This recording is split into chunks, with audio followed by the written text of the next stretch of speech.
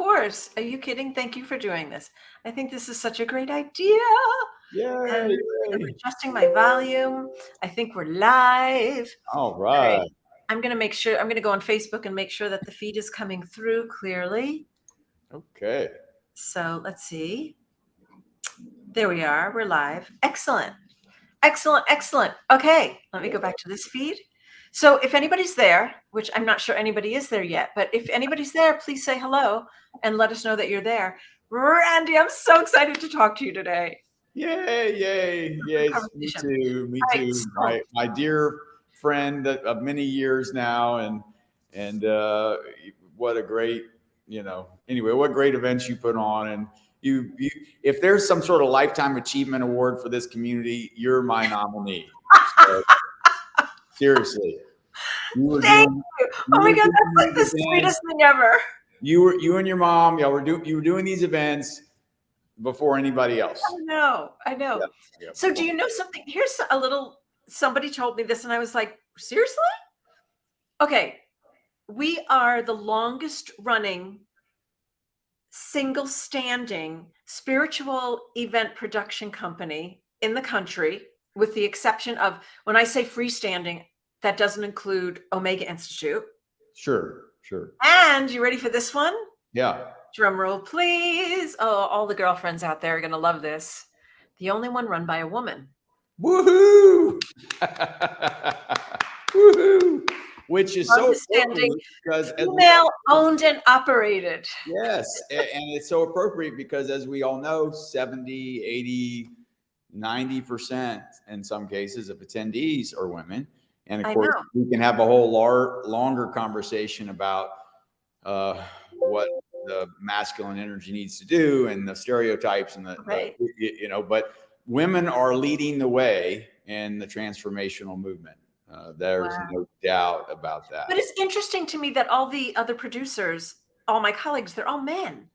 That is interesting. I was like, so strange. Anyway, I want to officially introduce you because we've got a lot of people here. Hi, everybody. Hey, Hi. everyone. All right. So I have the fabulous, the wonderful, the amazing CEO and I want to say founder of Hierophant Publishing. Founder of Hierophant. Yep. President of Hampton Roads and founder of Hierophant. Yep. You are the owner of Hampton Roads Publishing. I'm the president. There are many shareholders in that endeavor these days. That one was started years ago by the late great Bob Friedman, and Frank DeMarco, many years, and they published a very famous book of a good friend of yours. Again, many years before I came on, Conversations with God by Neil Donald Walsh. That's right. But for the 90s and early 2000s, Hampton Roads was one of the leaders in this movement, for sure. I know. The leaders in the spiritual movement. I mean, they put Conversations with God on the map. Yes. And so Randy's the president of Hampton Roads, and he is the CEO and owner and founder of Hierophant. Yeah. And so when Hierophant was started in 2007, and we publish a couple of folks that were just at the most recent event, Don Miguel Ruiz Jr., Molly McCord, Heather Ashamara on the Warrior Goddess Training Series. So anyway, we're doing. And you've also published Sunny's books, because I introduced Sunny to you, or you to Sunny. Right. In 2000 at the CYL in 2010. Right.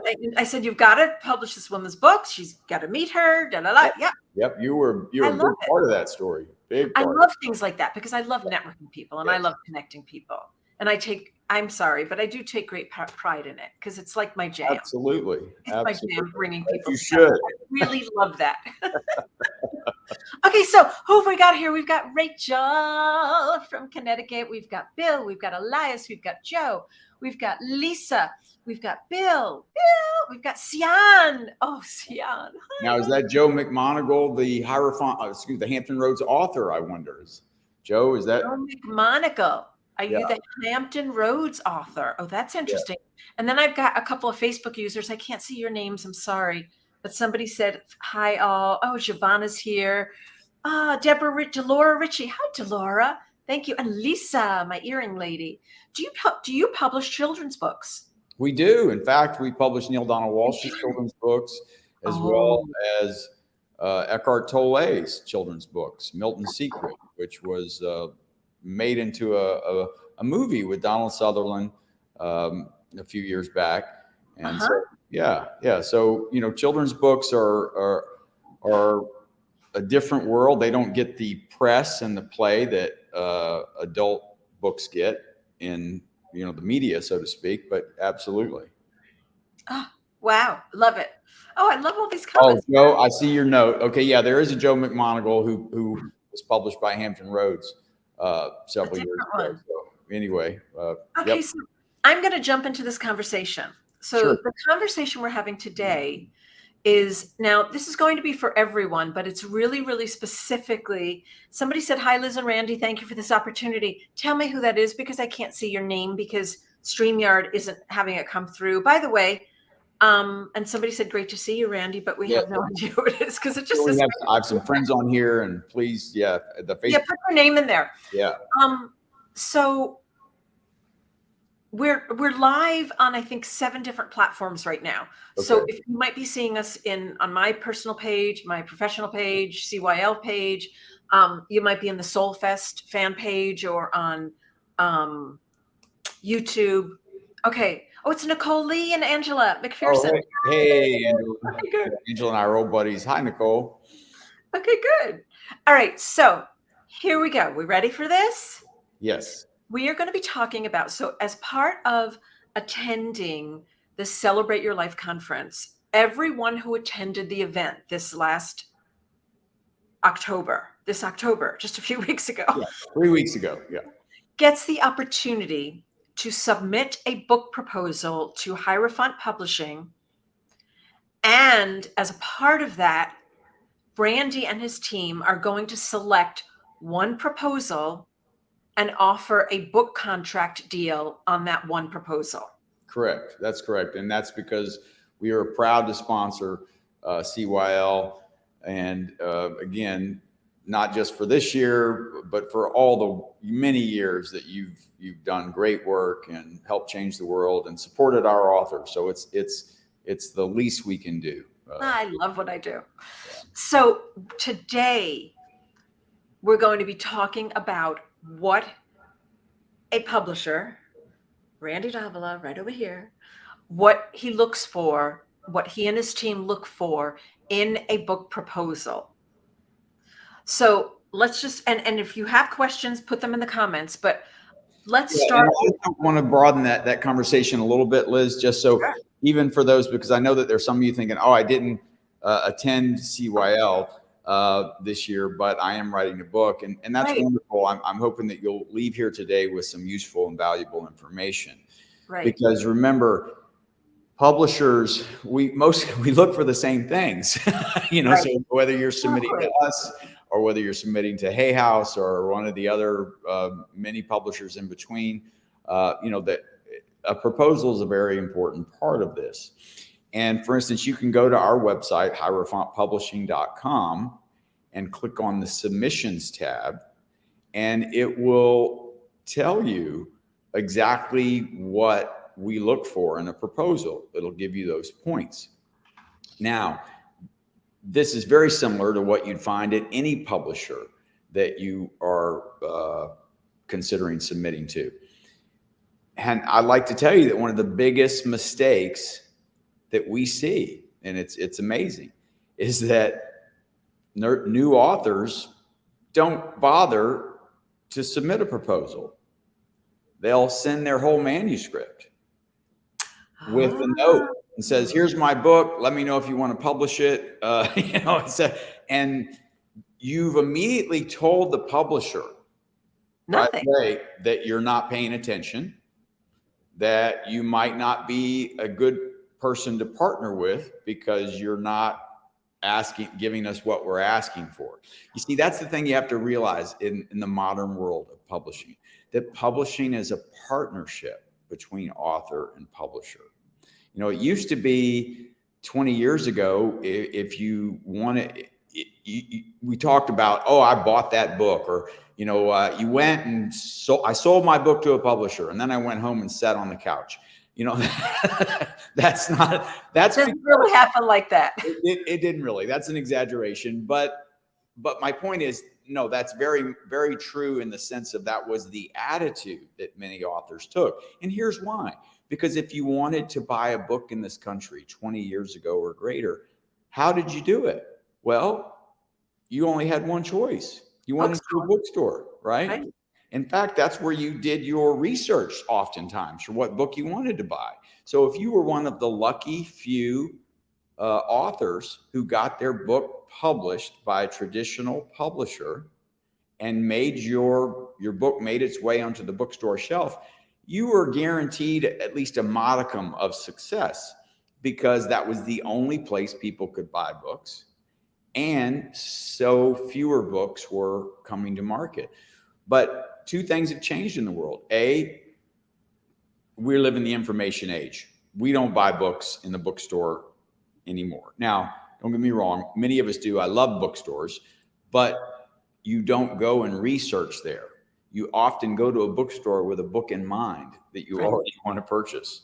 And like it or not, 80% of books are sold online. 80% of books in the country are sold online. That's just how it works. And so again, the world has changed dramatically, and how people learn and find about books has changed dramatically. And of course, then there's self-publishing and print on demand.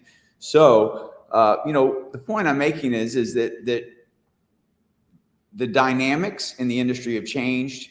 And so now it's more important than ever that publisher and author work together closely from the beginning in a very close partnership, all the way from the writing of the manuscript to the marketing and promotion, and to bringing that book to life in the world, and to help it rise above the crowd and stand out. And so, and Rachel, I see your question there. So when someone is submitting a proposal, what do you want in the proposal? What do you want to see in the proposal? Well, again, the main criteria is we want to see, a good cover letter telling us who you are, giving us a synopsis of the book. We want to see a chapter outline. We want to see where this book's going. So your table of contents with, 2 to 3 paragraphs per chapter summarizing. Then we want to see 2 sample chapters typically, right?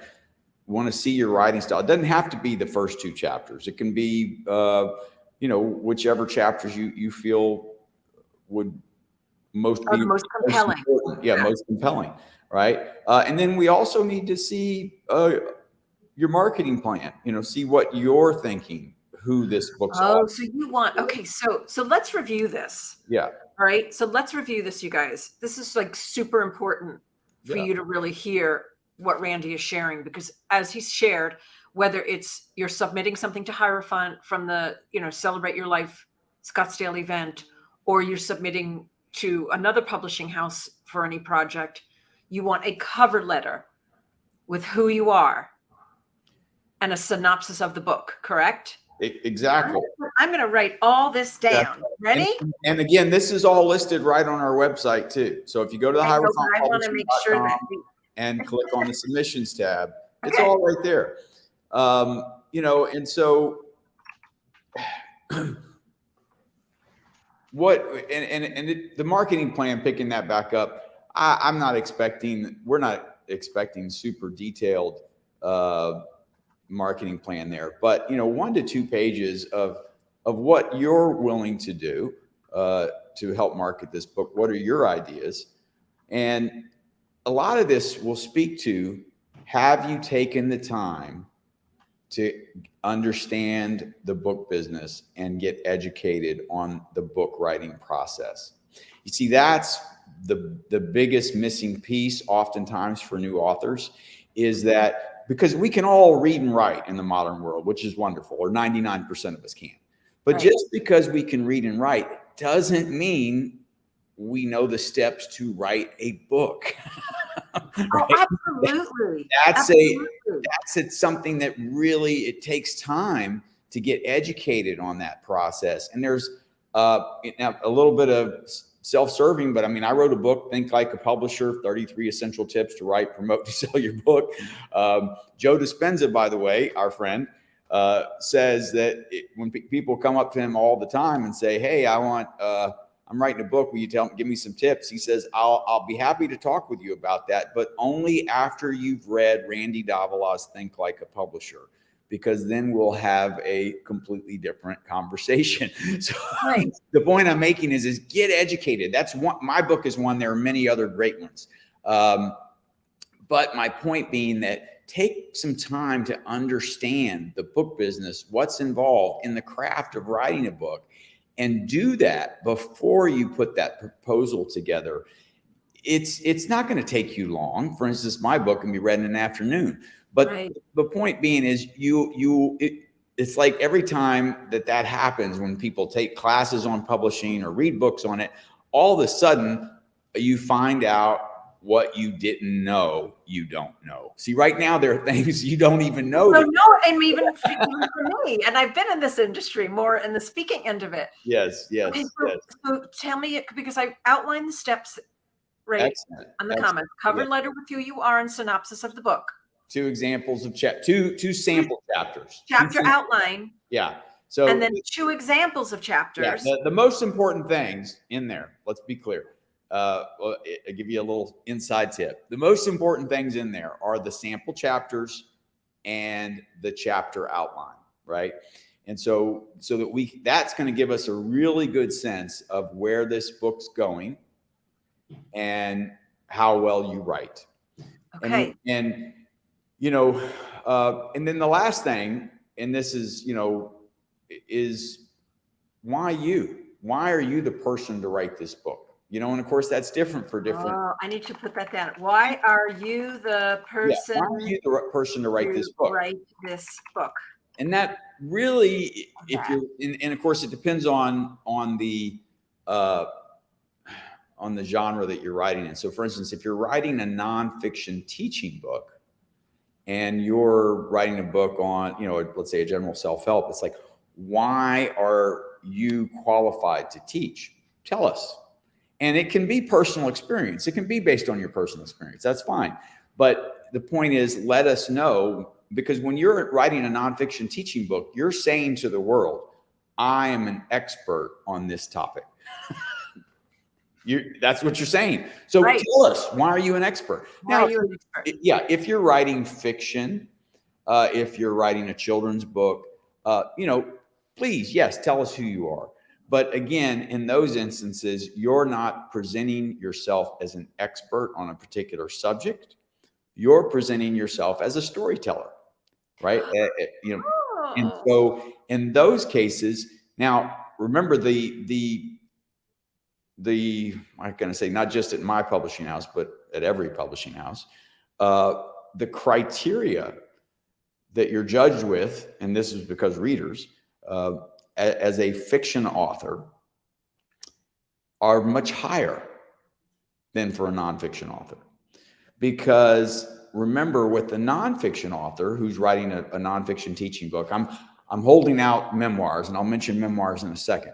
But if you're writing a nonfiction teaching book, if your ideas are good, then the reader will forgive you if you're not Hemingway. Right? I mean, if you're not Shakespeare, you've got good ideas and it's helping them, because, it's not just self-help, but why do people come pick up a nonfiction book, any nonfiction book, to learn something? Learn something, right.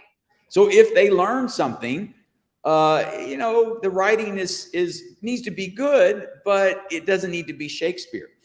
Fiction, on the other hand, people go to it for the story itself. Right? They go to it for the writing. And so that's why it's well, I'm going to challenge you right there. Well, please.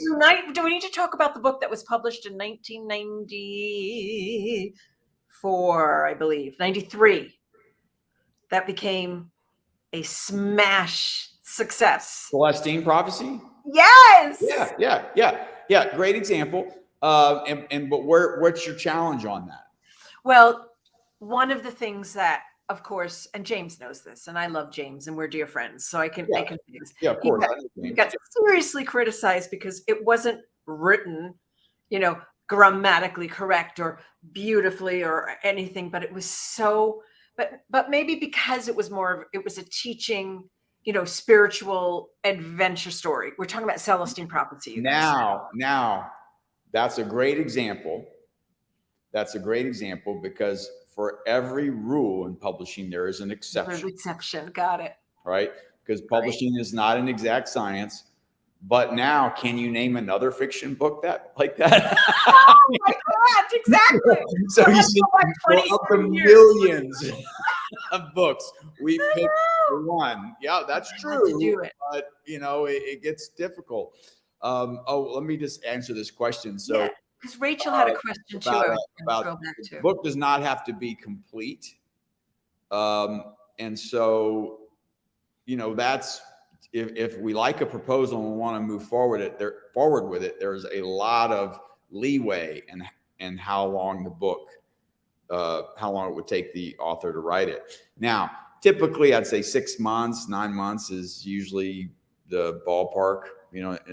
On average. Sometimes it can be 3 months. If it depends on your life circumstances, right? If you have a full-time job, well, it might be more difficult to write a book in a short time period. The other thing to remember too, with a traditional publishing house, unlike self-publishing, which I love, I think it's great, but it takes a long time, even from when the manuscript is complete before it actually comes out in the world. Usually about 9 months. It's often compared to, the birth of a child. And in many ways, your book is your baby. It's your baby, exactly. So it takes, by the time it goes through all the editing process, the cover. We notify the trade that the book's coming out. It usually is about a minimum of 9 months. Okay. All right. I'm going back to a question that Rachel Elizabeth had. I can't name another book like that. I can't name another book. So Rachel says, so if you have a great idea for a book that you are birthing, could you submit a proposal for that book and Absolutely. get feedback from the publisher that it's a good enough book to move forward with? Well, if they like the idea for the book, you would say, yes, let's publish it. Yes. Yeah. And you'll need to put together as much of that proposal as you can. Right. Exactly. And yes, Joe, we accepting all genres for this contest. So that's, we've published a lot less fiction, obviously, than we have nonfiction for the reasons that I just outlined. But we definitely do. And technically, children's books are fiction as well. So I think that would be fun to have write the next spiritual adventure Celestine-ish book. Yeah. I think that's great. I love that. I happen to love fiction. I do too. I mean, I wrote a novel. Read so much nonfiction. In fact, the cover, I think you can see it, The Gnostic Mystery. That there's some books on that's my novel. So I've written fiction and nonfiction. Now, I'm a writer. That's why you get into publishing in many reasons. There's Jack Canfield's Pearls of Wisdom and Don Miguel Ruiz's 5 Levels of Attachment. So anyway, there's more nonfiction books coming from our house than fiction. That's true, but we certainly do both. Let me see if you have a working title. By all means, include your working title. But remember, the publisher, and that's a couple other things. When you go with a traditional publisher, you give some things up. You give up the ability to choose the final title of your book. You give up the ability to choose the final cover of your book. Right. That resides with the publisher. Now, I will tell you that we don't. How can I say? I can't think of an example that we ever published a book that the author didn't ultimately agree with the title, even if it wasn't their first choice, and the cover, because we'd have very good reasons why we would, that I outline in my book, exactly how we choose titles, etc. Nonfiction titles need to be descriptive. They need to tell the reader exactly what the book is about. If they also are witty and cute, that's wonderful. But many times, and you see this in self-published books, they've got a witty, cute title, and the first thing in your mind is, oh, what's that book about? Right. You taught me that. And then, yeah. And then the you know, and you ask the author, oh, what's it about? That's a horrible sign if you're an author and somebody asks you after reading your title what your book's about, by the way. I know. And I've heard it many times in the proposal. I say, well, what's that about? And I'll say, well, don't worry. When you get to page 108, you'll know why I gave it that title.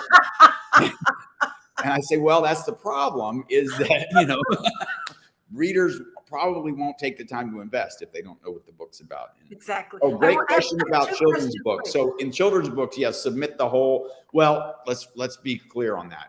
Yeah. There's many levels of children's books. If you're talking about a short children's book, one that is probably going to include illustrations, etc., then submit the whole thing. Now, the Percy Jackson series are technically children's books. You know, Harry Potter is children's books. So, exactly. So you don't want to submit the entire book. Exactly. In those cases, you would follow the proposal. Yeah. Okay, wait a second. I have a couple questions before we go to the comments for questions. And Elias, I see your question there. Hey, Elias. Elias. Yeah. All right. So you said marketing plan. So I want to be specific about what you're looking for when you're submitting a book proposal. You guys, it's important. Yeah. What you're looking for in a marketing plan. Well, you know, I think a couple of things you have to understand as an author in the modern world. And that is that there's more competition for readers and eyeballs than ever before. It's a co-creation. Because of social media, because of print on demand, self-publishing, that all these books are coming out. People are getting have been bombarded with books. So I want to know, you know, what you're doing now to spread your ideas. Or do you have a platform? Are you on social media? Do you have an email list? Do you have a website? This largely pertains to our nonfiction authors, by the way. Fiction is for the same reasons that I explained earlier about it's the story that's important. Then platform becomes less important for fiction authors. But, you know, what are you willing to do? Are you going to be doing events? Are you willing to go and if it's nonfiction, are you planning on teaching? Are you going to try and get on the stage at Celebrate Your Life, for instance? You know, are you willing to do those types of things? And do you have a plan for that? And if it's fiction, you know, are you willing to meet free with book clubs? You know, and because that's a great, you know. So James Redfield gave his book away out of the trunk of his car. Yes. And so fiction is about just getting people to read it, and you know, that's the way to get it started and catch fire. Nonfiction is a little different, because nonfiction, if you're an expert, you're writing a teaching book, then you are, you know, you have the ability to often do events either online or in person and teach that subject, right? If you're an expert. So let us know that that's what you're either doing now or planning to do in the future. Now, I said I'd mention memoir, so let me do that really quickly. So memoir is kind of that bridge between fiction and nonfiction.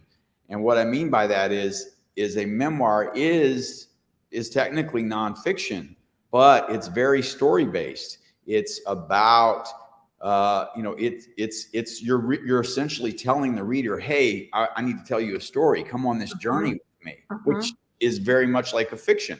So Eat, Pray, Love is an excellent example of a memoir that you know, is one of the best memoirs of the last 20 years, I think, as far as but by most people's standards.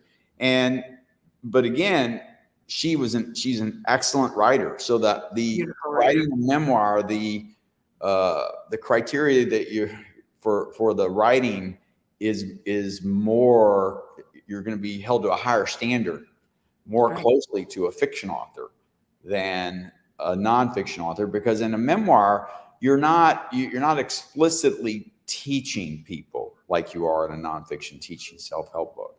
So very, very, and also Rachel, that was definitely fiction. But she's Elizabeth Gilbert is she can easily do she's a poetess as far as I'm concerned. She's such an exquisite writer. You know, her writing is unparalleled, I think, because that's what she studied. She's actually studied journalist, journalism and English literature and everything. Okay, so a few other questions here. So there we go. Elias has a question. Can a previously self-published book be published by a publisher? Yes. As long as you remember self-publishing, and of course there's many different, that word is difficult to talk about as one, because there's so many different models there. But the most important thing when you, in fact, we put this on the contest page that I know you sent out to all attendees list. And that is that if you have world rights to your book, meaning you as a self-published author retained all your rights, which 90% of the time that is automatic, then you're absolutely able to submit to us, because you can then terminate that book's existence, so to speak. Not printed copies already, but you can, withdraw that from the imprint that you self-published it on, and then we can publish it anew. So if you were in a situation where you self-publish, but you have to get their permission to get out of the contract, et cetera, then that's something that you would need to work out with them. Yeah, that's a little bit more sticky. Yeah, okay. That's a little stickier. Yeah, that's rare, but we have seen it happen a couple of times. Okay, so okay, Kelly Lee is asking. I'm not quite sure what the question is, Kelly Lee. So I hope that answers your question. And also Elias is saying that he's rereading your book. Tell everybody the name of your book again. That will help them. Think Like a Publisher. Think Like a Publisher by Ray. 33 essential tips to write, promote, and sell your book. I'm going to put it in the chat. Should have a copy here to hold up, but I do not. My apologies. Like now, yeah. Amazon has it on sale for 99 cents if you like ebooks. I think it's on one of those. I don't like ebooks. I like, I can't get it. I get it. And that's another interesting thing, is that only about 20% of all books sold are ebooks, about a little less than 20 actually. I can't stand it. I like to smell the book. I know that's weird, you guys, but I love the smell of a library and a bookstore. I love the smell of books. It's very weird. All right. Okay. Joe's question for fantasy series. No, we'd only own it for that first book unless it specifically said there was an option. First time author of esoteric nonfiction. Okay, wait a second. Kelly Lee here. What if you need to bring in Heart Association and Neurological Society, and that takes time while writing about letting 25% of the world population living with PFOs until they end up? Not quite sure the question. Yeah, I'm not quite following that one either. I think she's asking if it's a limited audience. Yeah, that's all evaluated in the proposal, right? In other words, because part of your marketing plan is telling us who this book is for, right? Right. Okay, Bill is asking, what skills are the most important for a first-time author of esoteric nonfiction to focus on? What skills do you think are the most important? I would say, we're talking about esoteric, clearly expressed, and this is true for every author actually, but especially in those cases where the material can be heady, or heady is not the right word, but can be very deep, right? And not easily understood. Right. And that is, clearly expressed ideas and a great writing voice. You don't want to get to the end of a page. And we've all had this experience, right? When you read a page in a book and then you said, God, what did that say? I've got to read that again. That's not what we want, right? In other words, so when it comes to esoteric ideas, and think of somebody like Eckhart Tolle, for instance, and, he has an ability to explain very, very deep concepts in a way that the beginner can appreciate and understand, as well as the very advanced practitioner can read and understand. So That's the art right there. Okay, you got that, Bill? All right, so you answered Joe McMonagle. Yeah. I can't read ebooks. Everybody's talking about they like the smell too. Yeah. Watch out for mold in older books. Okay. Well, books have been, people when CDs and DVDs died, everybody said, "Oh, the book is next." I'm like, I don't think so. I mean, books have been around for hundreds of years. We love books. We love holding books. Same thing with a newspaper or a magazine. There's nothing like curling up, like really curling up with my Kindle. I'm sorry for all those of you that love Kindles. I don't even have one. They're good for some things. I have one, and if it's a, if you're traveling, it's a lot better, I'm sure. Quick read that you need some information and, et cetera. But. Yeah, exactly. Okay. So when you are in the writing arena, chances are you're also going to want to be a speaker as well. And one of the things that I share, because I have taught and I do teach speaking programs, and Randy, years ago, Randy and I teamed up together to do a writing speaking. We need to talk about that and do that again. Yeah. It's a really good weekend event. Yeah. Anyway, so what I encourage all of you to do is to, and this is something that, of course, that is great at a CYL event that you can go to in person, see as many speakers and presenters as you can. Yes. And Randy, you and I have run into this. We've seen a lot of speakers who can't write. We've seen a lot of writers who can't speak. So it's really important that you go out there and watch different speakers, read a lot of the books of the teachers that you love. One of the other pieces that Randy does is that he also creates events as well. And you've got an online event coming up.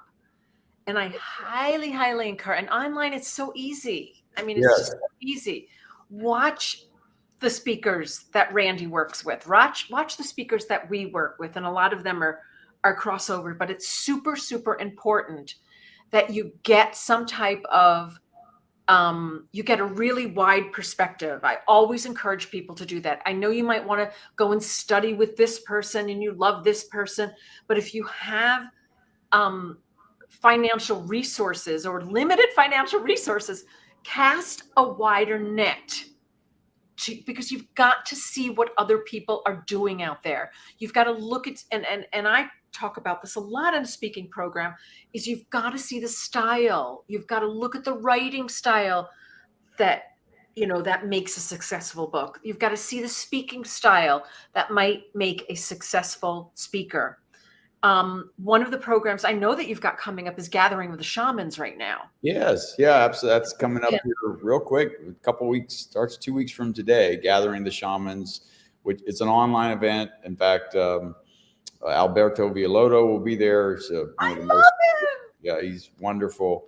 Don Jose Ruiz, who's become one of the most famous shamans in the world these days. That's Miguel's brother. That's Miguel's little brother, you guys. Don Miguel Ruiz Jr.'s little brother.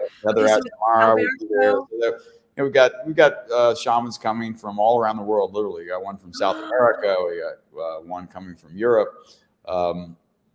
And to your point, Liz, I mean, in the modern world, and this speaks to what I was talking about, it's not, you have to think of yourself as more than an author if you're writing a nonfiction teaching. Yeah. You have to think of yourself as someone who is communicating ideas in a variety of mediums.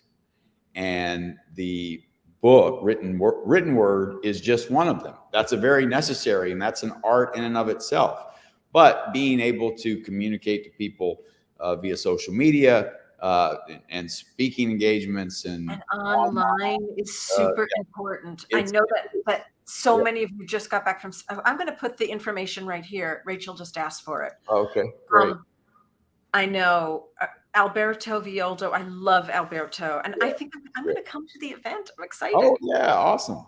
So here's the thing: is that it's one thing to be able to be on stage and be a great presenter on stage, but it's also needed, especially nowadays to be a really good presenter on screen. Yes. And so I love that you're doing this event because they're going to get to see, so and especially for those of you that were at CYL, you'll get to see the difference. You'll get to see, okay, this is how I love what this speaker's saying, and I love what they're teaching here.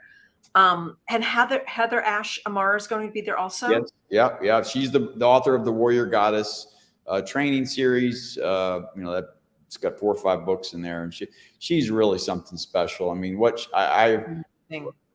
if you read the reviews on that book, she speaks to women with a very unique voice. Yeah. And the women who read that book write just, this changed my life, and et cetera, et cetera. So anyway, I'm a big fan of hers. So.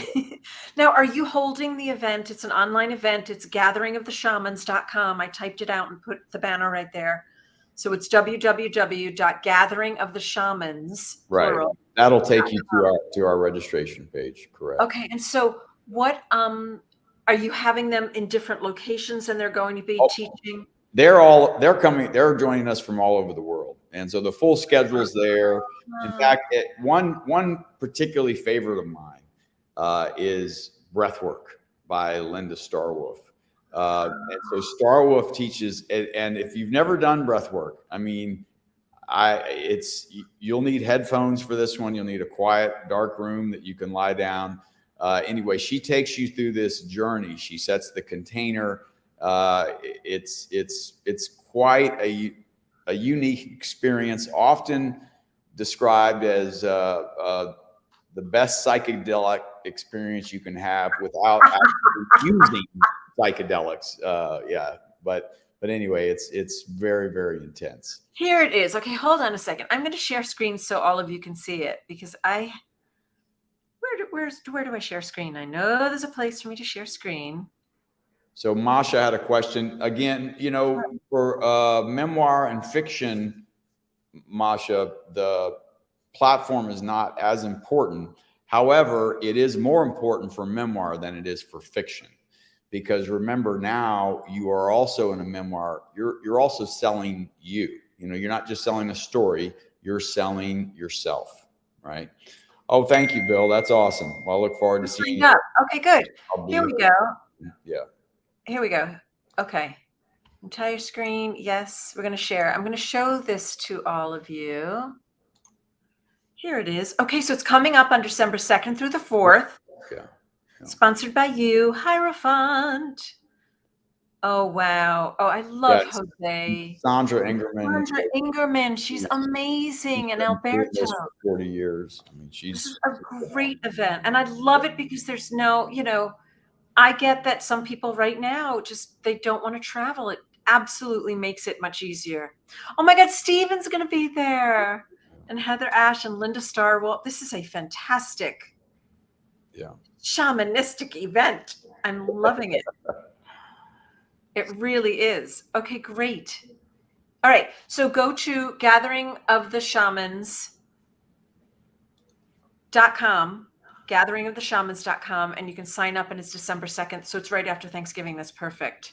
Yes. Yay.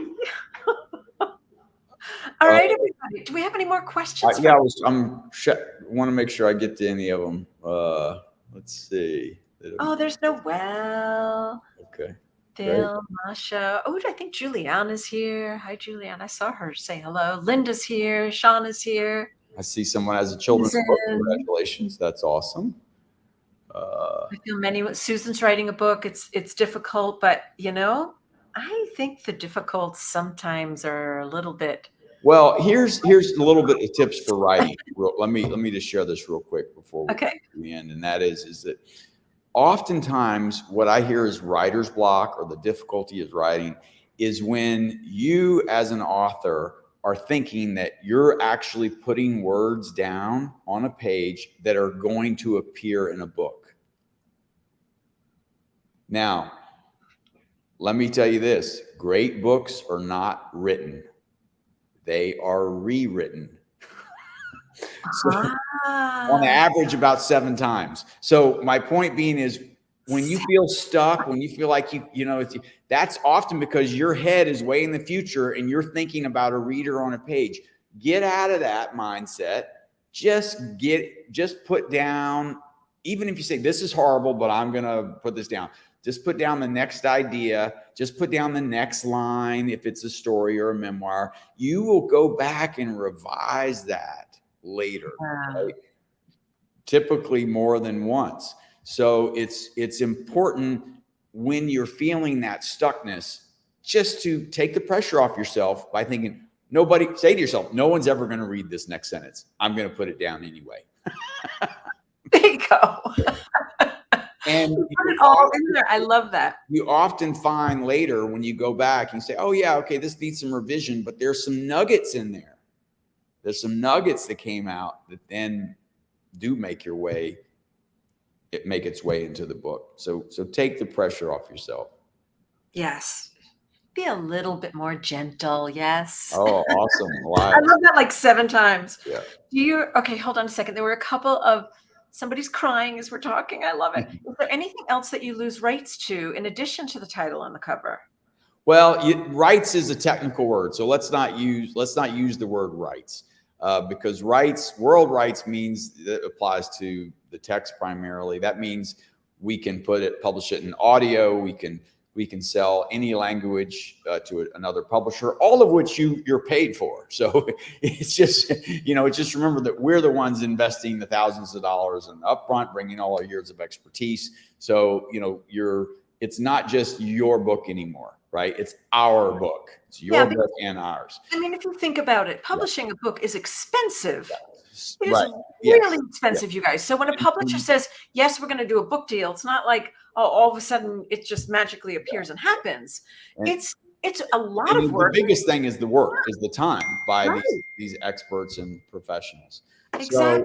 I mean, you've got a team of people surrounding it. And so Randy, when you were talking, I want to get back to the marketing just for a second, because that's really my thing. Yes. Is when you're talking about the marketing piece of it, is to remember all those things that you can do to assist in supporting the success of your book. It's not just saying to Hierophant Publishing, here you go. No, it's being able to go speak about it in public, being willing to call news stations and get on the news about it, being willing to do podcasts, being willing to write blogs about it, asking bloggers to interview you, doing calendar listings in all of the local newspapers and national newspapers, being willing to get onto PR Newswire and listing your new book and book release. I mean, there's so many things that you can do. I could go on and on and on and on, because PR is my thing. So, okay.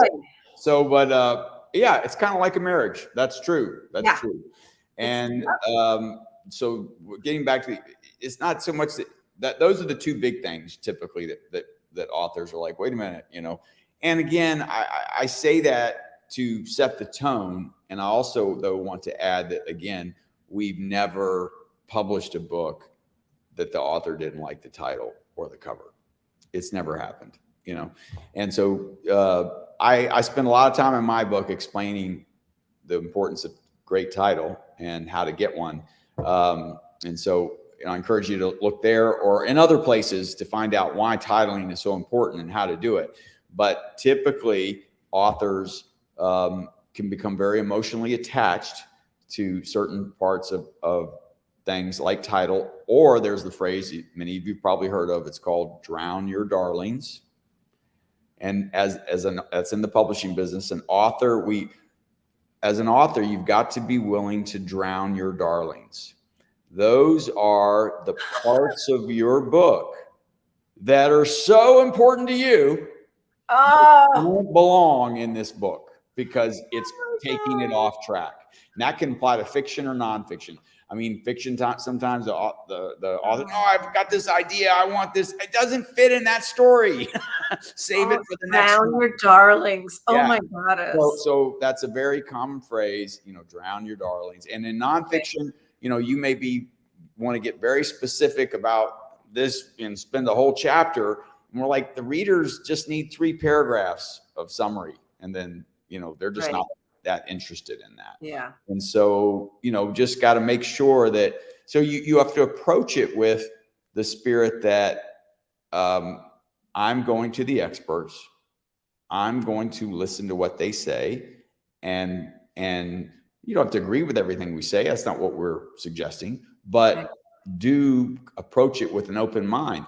And again, because this is your baby and your creation, oftentimes that's much easier said than done. And so some authors, for that reason, hey, I go self-publish it. Then you get to call all the shots. Right, but drown your darlings. Oh my God, I've never heard that. All right, we're going to wrap up now, guys. Okay, hey.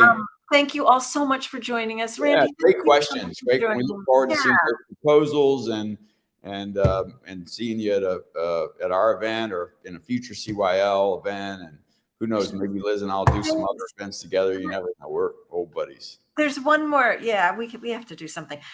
There's somebody else asking, do you publish books that are like a compilation of other people's experiences? Do you do compilation books? Well, we do, but again, so this probably a longer answer here, but the short answer is yes. You also have to realize too that you as the author, if somebody else is doing writing, will need permission from all those people, right? It's kind of, it's a lot. It's a lot of writing about other people's experiences, then that's completely fine. Yeah. But it can work, but it comes with a little bit more challenges. Right. And Kira, my friend Kira does that. She's part of the CYL core team, but she's also the owner of so your multi-author books. Yeah, multi-author books. And we've done a couple of those but they're, again, the voice changes from chapter to chapter. Right. It's hard. Readers sometimes it can throw them off a little bit. She's done some really wonderful projects. I think. But if it's centered on one topic, then it can work. Right. Exactly. Yeah. All right. So in closing, go to gatheringoftheshamans.com. Go ahead. Bill's already signed up. Everyone have a fantastic weekend, and I hope to see you at the gathering. Great holiday. Okay. Online, super easy. Yep. All right, Randy, stay right there, and all of you, we will see you soon. Bye, guys. Bye. Thank you.